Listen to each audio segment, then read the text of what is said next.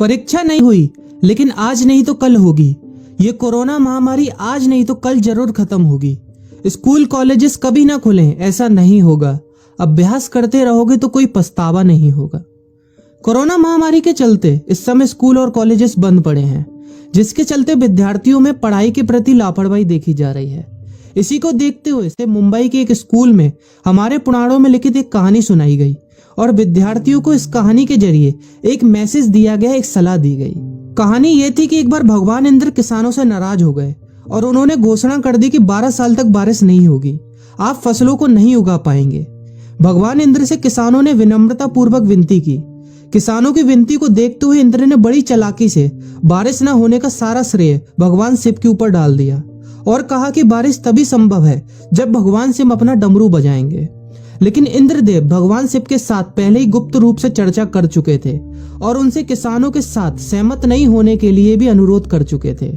जब किसान भगवान शिव के पास बारिश के लिए विनती करने के लिए गए तो उन्होंने भी कह दिया कि बारिश तभी होगी जब मैं 12 साल बाद अपना डमरू बजाऊंगा। निराश होकर वापस लौटते किसानों ने 12 साल तक इंतजार करने का फैसला किया। लेकिन उनमें से एक किसान वापस लौटकर नियमित रूप से अपना काम कर रहा था, खेती कर रहा था, यहाँ तक कि बीज भी बो रहा था। अन्य किसानों ने यह देखकर उस किसान का मजाक उड़ाना चालू कर दिया।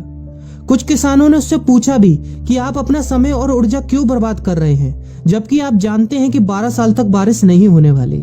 उस किसान ने जवाब दिया कि मुझे पता है कि बारिश के बिना मेरी फसल नहीं आएगी, लेकिन मैं ये सब केवल अभ्यास के रूप में कर रहा हूँ। 12 साल बाद मैं फसलों को उगाने और खेतों में काम करने की प्रतिक्रिया को भूल जाऊंगा। शरीर की काम करने की आदत छूट जाएगी और शरीर आलस का शिकार हो जाएगा। इसलिए मैं अभ्यास करता रहता हूँ कि जब 12 साल बाद बारिश होगी तो मुझे काम करने में मुश्किल नहीं होगी। जब इस किसान की यह बात पार्वती जी को पता चली तो उन्होंने भी चिंतित होकर शिव जी से कहा, आप भी 12 साल बाद डमरू बजाना भूल सकते हैं। यह सुनकर भगवान शिव भी चिंतित हो गए, इसलिए कहीं वो डमरू बजाना भूल तो नहीं गए, इसकी जांच करने की सोची और अपना डमरू उठाकर बजाने की कोशिश करने लगे। कोशिश करते हुए जैसे ही डमरू से आवाज आई वैसी बारिश होने लगी और जो किसान नियमित रूप से अपना काम कर रहा था उस किसान का खेत फसलों से हरा भरा हो गया। लेकिन बाकी सभी बारिश का इंतजार करते किसानों को पछतावा हुआ, क्योंकि उन्होंने अभ्यास करना भी छोड़ दिया था।